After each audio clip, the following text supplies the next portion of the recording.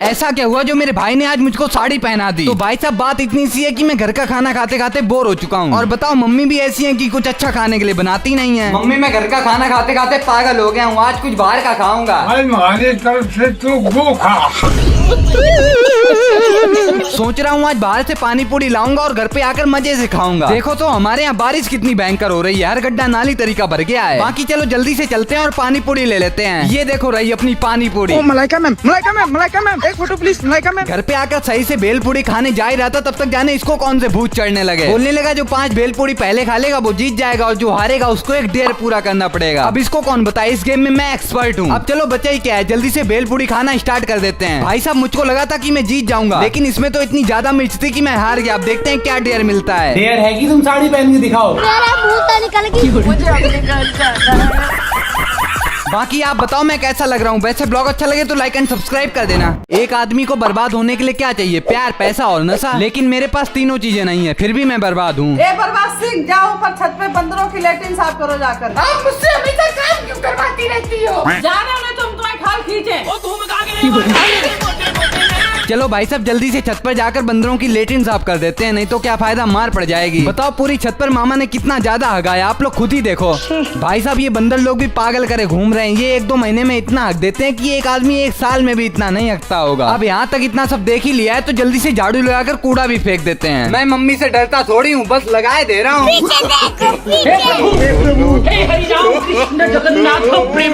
झाड़ू लग के छत साफ भी हो गई। अब मैं तो चला नहाने। वैसे ब्लॉग अच्छा लगे तो लाइक एंड सब्सक्राइब कर देना। भाई इस बच्चे की 4 गर्लफ्रेंड है, लगता है मैं ही सिंगल मर जाऊंगा। तो आज दोपहर की धूप में अचानक ठंडी ठंडी हवा चली और फिर जबरदस्त बारिश हो गई। मैंने सोचा इतना अच्छा मौसम है, किसी लड़की से दिल लगा लिया जाए। दिल लगाने से अच्छा पेड़ लगा, वो घाव की जगह छाव तब भी देता है। भाई साहब मम्मी ने तो एकदम शायरी मार दी। अब जैसे ही बारिश बंद हुई तो मैंने एक्स का गला काटने वाला खुरपा उठाया और पहुंच गया सीधा पेड़ लगाने, क्योंकि जब हम लोग पेड़ लगाएंगे तभी तो गर्मी कम होगी ना भाई। देखो ना 2 मिनट तब लगे जब मैंने खोद खाद के अच्छे से पेड़ लगा डाला। बाकी जब कोई लड़की किसी को देना भाव तब यहाँ पर बैठकर इसकी लेना आकर छाओ। तभी पेड़ लगाकर जैसे ही घर पे पहुंचा तो देखा मम्मी ने एक बच्चे को बुलाया जो कि बुढ़िया के बाल बेच रहा है। मैं तो इसको बुढ़िया के बाल बोलता हूँ, आप क्या बोलते हो कमेंट में बताना जरा। तुम ये सब क्यों बेचते हो? अपनी गर्लफ्रेंड को आईफोन दिलाना है तभी बेचते हैं।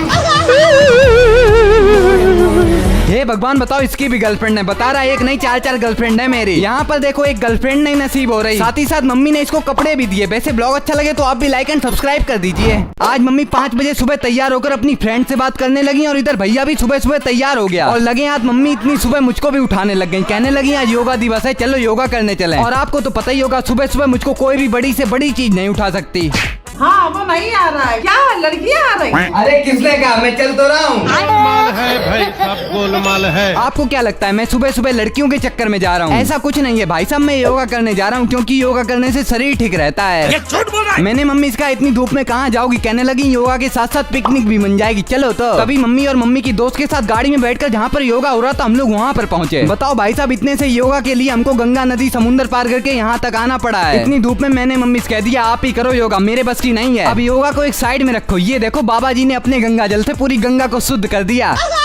लो थोड़ी देर में मम्मी योगा करके भी आ गई। मैंने कहा कैसी रही पिकनिक, बोलने लगी जल गए पूरे। चलो यहाँ पे आने का एक फायदा तब भी हुआ, इतने सारे बिस्किट और कोल्ड ड्रिंक तब भी मिल गए। अब मैं तो चला घर पे। वैसे ब्लॉग अच्छा लगे तो लाइक कर देना। आज मेरे भाई ने एक ऐसी ड्रिंक बनाई कि उसके सामने मार्केट की कोल्ड ड्रिंक भी फेल हो गई। मेरा भाई जब से गर्मियों की छुट्टियों में घर आया है तब से ये तो यहाँ पर इतना ज्यादा बोर होता है कि इसको बोर होना भी बोर लगता है। बताओ भाई साहब पूरे दिन कुछ करता ही नहीं है, सिर्फ खाता है, फोन चलाता है और फिर से सो जाता है। अरे लेटे क्यों हो, कोई जरूरी काम ही कर लो। अबे लेटना भी तो जरूरी काम है। खराब हो जाएगा, मैं अम्मा भाई पे आ जाऊंगा मैं इनकी। आप लोग खुद देखो, उसके चक्कर में मैं खुद गिर गया। बोलने लगा गुस्सा कम करो, मैं तुमको अपने हाथों से बनी एक अच्छी सी चीज पिलाता हूँ। तभी ये किचन में गया और इसने एक लोटे में पानी भर के जल्दी से कच्चे आम उबाल दिए और उनको उबालने के बाद उन आमों का पल्प निकाला और एक जार में डाल दिया। साथ ही साथ अपने जीव अनुसार गोलगप्पे वाला जलजीरा और काला पिसा हुआ नमक, भुना जीरा और साथ ही साथ लास्ट में भैया पेल के मीठी मीठी चीनी डाल दो और बस फिर मिक्सी को ऐसे घुमाओ कि आप भी पूरे घूम जाओ। फिर के आखिरी में इसको गिलास में डालो और ऊपर से बर्फ के टुकड़े पानी डालकर बस बन गया। बोलने लगा ये लो तुम आम पन्ना पियो। और इसको पीने के बाद तो ये तो भाई साहब एकदम एकदम मीठा खट्टा चटपटा जन्नाटेदार फटाकेदार मसालेदार नमकीन, मतलब एकदम कोल्ड ड्रिंक से भी अच्छा लग रहा था। वैसे लाइक कर देना भाई। जितना दुख मुझको लाइट जाने के बाद हो रहा है, इतना दुख तो मुझको तब भी नहीं हुआ जब मुझको मेरी गर्लफ्रेंड छोड़कर गई थी। हाँ, तो आज दोपहर की गर्मी में मैंने बड़ी मेहनत से कूलर भरा और जैसे ही हवा खाने गया तो तुरंत लाइट चली गई। अब आप ही बताओ, इतनी जहरीली गर्मी में इससे बुरा दुख क्या ही होगा। और जाने लाइट वालों की मुझसे क्या दुश्मनी है भाई साहब। लाइट तो ऐसे गायब करते हैं जैसे मैंने उनकी लड़की को गायब कर दिया हो। बताओ, आज कुछ भी काम कर रहा हूँ, पसीना बंद होने का नाम ही नहीं ले रहा है। भगवान इतने दुख देने के लिए कम थे क्या जो मेरी मम्मी को भेज दिया। जाओ छत से कपड़े लेके आओ। चलो, अब इतने सारे दुख अंदर लिए हैं तो ये वाला भी अंदर ले लेंगे दुख। तभी जल्दी से सर पे सस्ती एसी बांध कर छत पर आ गए। देखो तो भाई साहब कितनी तेज धूप है, लेकिन कपड़े तो लाने ही पड़ेंगे। बाकी जल्दी से मैंने कपड़ों को उतारा और नीचे रख दिया जाके। आपको पता है मेरे यहाँ इतनी तेज धूप पड़ रही है कि पापड़ को जमीन में रखो और बन बना के तुरंत रेडी हो जाता है। लेकिन आपके यहाँ कैसी गर्मी पड़ रही है, कमेंट में बताओ। अरे आज मम्मी आम का जूस कैसे बना रही है, हम लोग अमीर हो गए क्या। पर अब कुछ भी कहो, इसको पीने से मेरे मुंह की पूरी बवासीर मिट गई। बाकी मैं फिर से नहाने जा रहा हूँ। वैसे ब्लॉग अच्छा लगे तो लाइक एंड सब्सक्राइब कर देना भाई। इतने सारे फ्री के आम मैंने कभी अपनी जिंदगी में नहीं खाए। तो आज शाम को मैं, भैया और मम्मी तीनों लोग तैयार हो गए। मम्मी कहने लगी कि मेरी दोस्त और तुम्हारी ताई जी के यहाँ मैंगो पार्टी है, चलो। तभी मैंने सोचा फ्री के आम खाने का सबसे अच्छा मौका है, चल देते हैं। और मम्मी की दोस्त का घर मेरे घर से थोड़ी पास है तो हम लोग पैदल ही पहुँच गए आराम से। हम लोग वहाँ पर सही से बैठ भी नहीं पाए, तभी वहाँ पर मैंगो शेक, चाटने वाले, चूसने वाले हर प्रकार के आम आ गए। मैंने सबसे पहले तो ग्लास भर के मैंगो शेक दबाया। आप बहुत मीठे हैं, चचोर चचोर के खाओ बढ़िया। अब भैया ताई जी ने कहा है तो मैं भी कौन सा पीछे था, मैंने तो अच्छे से लपेटे और चचोरे भी। बाकी ये देखो मैंगो पार्टी एकदम अच्छे से चल रही है। और सही बता रहा हूँ, इतने मीठे आम मैंने अपनी जिंदगी में नहीं खाए। आम तो बाजार में ही मिलते हैं, लेकिन यहाँ के आम ज्यादा ही अच्छे हैं। मुफ्त के हैं आम, अच्छे तो लगेंगे। भाई साहब अब पता चला मम्मी की दोस्त भी मम्मी के जैसी हैं। देखा जाए तो बात तो बिल्कुल सही है, मेरे लिए तो मुफ्त के ही हैं। और लास्ट में हम लोग चले कार पे बैठ के घर पे। वैसे ब्लॉग अच्छा लगे तो लाइक एंड सब्सक्राइब कर देना। मुझे पता है आप लोग नहीं मानोगे, पर आज मैं दोपहर के 12 बजे सोकर उठा हूँ। और सही बता रहा हूँ, देर में उठने की वजह से पूरा दिन खराब हो जाता है। वो सब छोड़िए, चलिए मुंह पहुँचकर खाना खा लेते हैं। मम्मी खाने में क्या बनाया है? कुंदरू की सब्जी बनी है। मुझे नहीं खाना है, खुद खाओ और अपने लड़के को भी खिलाओ। भाई बहुत अच्छी बनी है, खा लो। अरे भाई साहब, वैसे तो ये कभी कुंदरू की सब्जी नहीं खाता है, लेकिन आज कैसे खा ले रहा है? जरा कमेंट में आप लोग बताओ इसके साथ क्या हुआ है। और आज तो कुछ बढ़िया सा घर पे ही बनेगा। लेकिन जब बाहर दुकान पर पहुंचा तो मैंने सिर्फ 5 रुपए की मोमोज की चटनी खरीद ली और सोच रहा हूँ घर पे जाकर फ्रेंच फ्राइज बना लूं। तभी आते वक्त मुझको आइसक्रीम वाले भैया मिल गए। मैंने 3 आइसक्रीम खरीद ली और चूसना तो को इससे सीखे आइसक्रीम। पर कुछ भी कहो भाई साहब, गर्मी में आइसक्रीम खाने का मजा ही अलग है। और आपको पता है मम्मी आज थोड़ा सा गुस्सा है, तो मैं मम्मी के पास गया। मैंने कहा आज तो अपने 4 लाख सब्सक्राइबर हो गए और भाई ने नया फोन भी ले लिया है, तो चलो इसी खुशी में फ्रेंच फ्राइज बनाते हैं। मम्मी तो भाई साहब मान गई और बनाने भी लग गई। आपको कभी भी मम्मी से कुछ बनवाना, उनकी तारीफ कर दो, आराम से बना देंगी। बाकी ये देखो हम लोग के फ्रेंच फ्राइज भी बन गए। अरे वाह, ये तो खाने में दुकान से भी ज्यादा अच्छे लग रहे थे। वैसे ब्लॉग अच्छा लगे तो लाइक एंड सब्सक्राइब कर देना। मुझको नहीं पता था नए फोन के चक्कर में भाई की इतनी खतरनाक मार पड़ जाएगी, तभी इसी खुशी में तो जैसा कि आपको पता है कि मेरे भाई का फोन पूरी तरह से खराब हो चुका है। और मैं आपको एक सीक्रेट बताऊं कि इसने 2 दिन पहले एक नया फोन ऑर्डर कर दिया, लेकिन घर में किसी को नहीं पता। पर आज मुझको बता रहा है कि मैंने 30,000 रुपए का फोन ऑर्डर कर दिया। मैंने कहा इतना महंगा फोन अगर मम्मी को पता चल गया ना तो तुम शायद ही जिंदा बचो। मम्मी इस बार खुद बिक जाऊंगा, लेकिन 50,000 रुपए का फोन लेके रहूंगा। अच्छा फिर भी 49,999 रुपए कहाँ से आएंगे? आज तो भाई साहब मजा ही आ गया। डेली मेरी बेइज्जती मम्मी करती है, आज इसकी भी कर दी। बाकी थोड़ी देर बाद देखो इसका ऑर्डर किया हुआ फोन भी आ गया। अनबॉक्सिंग करने के बाद फोन तो देखो, ओहो बिल्कुल मेरी शकल की तरह चमक रहा है। ये लो मम्मी आ गई, अब तो ये गया। मम्मी ने आते ही आते पूछा ये फोन कितने का है? ज्यादा नहीं, सिर्फ 10,000 का है। झूठ क्यों बोल रहे हो? मम्मी 30,000 का है। सही बताऊं, जब बड़े भाई की मार पड़ती है तो उसका तो अलग ही मजा होता है। वैसे ब्लॉग अच्छा लगे तो लाइक एंड सब्सक्राइब कर देना। ये मटकी से पानी ठंडा ही नहीं होता था, लेकिन फिर मैंने कुछ ऐसा कर दिया कि इससे बिल्कुल बर्फ ऐसा पानी आने लगा। तो आज सुबह उठते ही मेरी नजर पड़ी इस मटकी पर, जो कि बिल्कुल खाली खाली और सूखी सूखी रखी थी। मैंने मम्मी से कहा इसमें पानी भर के रख दो, इतनी गर्मी में ठंडा पानी तब भी पीने को मिलेगा। मम्मी बोलने लगी कि इस मटकी में पानी ठंडा ही नहीं होता है। ऐसा कैसे हो सकता है? तो चलो सबसे पहले इस मटकी को अपने हवाले करके इसको सीधा बाथरूम में ले आते हैं। और आप लोग भी जान लीजिए कि मटकी में ठंडा पानी कैसे करें। सबसे पहले तो मैंने इस मटकी को चारों तरफ से अच्छे से पानी से धो लिया और उसके बाद मैंने एक कटोरी में नमक का घोल लिया और उसके अंदर डालकर चारों तरफ अच्छे से हिला दिया। और आखिरी में बस मैंने इसको 5 मिनट के लिए अच्छे से रख दिया और फिर से दोबारा पानी से अच्छे से धो दिया। भाई साहब आप ही लोग देखो, इसको साफ करते करते मैं खुद गीला हो गया। तभी मैंने इस मटकी को अच्छे से पूरा भरा और यहाँ पर रख दिया। बस तुम यही फालतू काम करते रहना। उठा ले रे देवा, उठा ले रे बाबा। पता नहीं मम्मी को मेरे काम क्यों नहीं दिखते हैं, ताने देने में भाई साहब हमेशा आगे रहती हैं। बाकी जब 2 घंटे बाद मैंने इस मटकी से पानी निकाला तो सच बता रहा हूँ बिल्कुल बर्फ पैसा ठंडा निकला। और हाँ, पर्सनल अपडेट के लिए इंस्टाग्राम पर फॉलो कर लेना। वैसे ब्लॉग अच्छा लगे तो लाइक कर देना। आज मैंने डोमिनोज में जाकर अपने घर का खाना खा लिया, लेकिन फिर जो मेरे साथ हुआ वो सब देखने लायक था। हाँ, मैं अपने भाई के साथ आया था यहाँ पर उसका फोन सही करवाने, और साथ ही साथ मम्मी ने खाने के लिए खाना भी दे दिया था। लेकिन अब हम लोगों को लग रही थी बहुत तेज से भूख, पर जगह नहीं मिल रही थी जहाँ पर हम लोग बैठ के खाना खा लें। पर मैंने तभी अपना दिमाग लगाया और भाई साहब हम लोग आ गए एक रेस्टोरेंट में। और आपको पता है ये डोमिनोज का छोटा भैया रोमिनस था। तभी आते ही आते देखा कि लोग अपनी गर्लफ्रेंड के साथ यहाँ खाने पीने आते हैं, और एक मुझको देखो, मैं अपने घर का खाना यहाँ पे फ्री में खाने आया हूँ।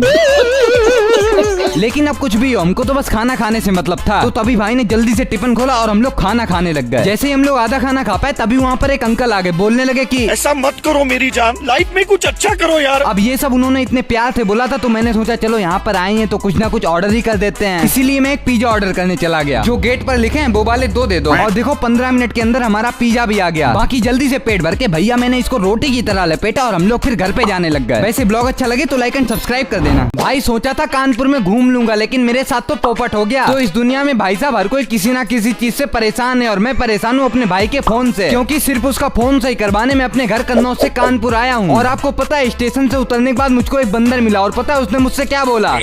बाकी जल्दी से सीढ़ियों और ऑटो का मजा लेते लेते हम लोग आ गए फोन की मार्केट। और आप ही देखो यहाँ पर इतनी भीड़ है जैसे ही मेरे एक्स का दिल हो। वो सब छोड़ो, तभी भाई ने जल्दी से फोन सही करने दिया, और इतनी गर्मी में लगे हाथ हम लोगों ने गन्ने का जूस पिया। तभी मैंने सोचा कि भाई का फोन सही हो गया होगा, लेकिन सुबह से शाम होगी मेरे भाई का फोन नहीं सही हुआ। साला फोन है या बवासीर, सही नहीं हो रहा है। इतने में फोन वाले भैया बोले कि इस फोन को फेंक दो, नया फोन लो जाके। और हाँ, आधे घंटे बाद मेरी ट्रेन भी थी। अब क्या करें भाई साहब, पूरा टाइम ही वेस्ट हो गया। सोचा था यहाँ तक आए तो कहीं घूम ही लेंगे, लेकिन यहाँ तो धज्जियां उड़ गई। अरे मेरे साले का प्राइवेट जेट यहाँ पर क्या कर रहा है? चुप कर बे कुत्ते। तो लास्ट में बस ऑटो पकड़ा, ट्रेन पर बैठे और अपने शहर पहुंच गए। और सही बता रहा हूँ, अपने शहर की खुशबू ही अलग होती है। वैसे ब्लॉग अच्छा लगे तो लाइक एंड सब्सक्राइब कर देना। ट्रेन में बैठा ये बच्चा इतना ज्यादा डेंजर होगा मैंने कभी नहीं सोचा था। हाँ, जब से मेरे भाई का फोन क्या खराब हुआ है तब से वो पूरे घर को पागल किए घूम रहा है। तो इसीलिए उसने आज मुझे 6 बजे उठाकर नहा धोकर तैयार भी करवा दिया। बोलने लगा कानपुर चलना है फोन सही करवाने। मैंने कहा सही है, चलो मेरा भी वीडियो मतलब घूमना हो जाएगा।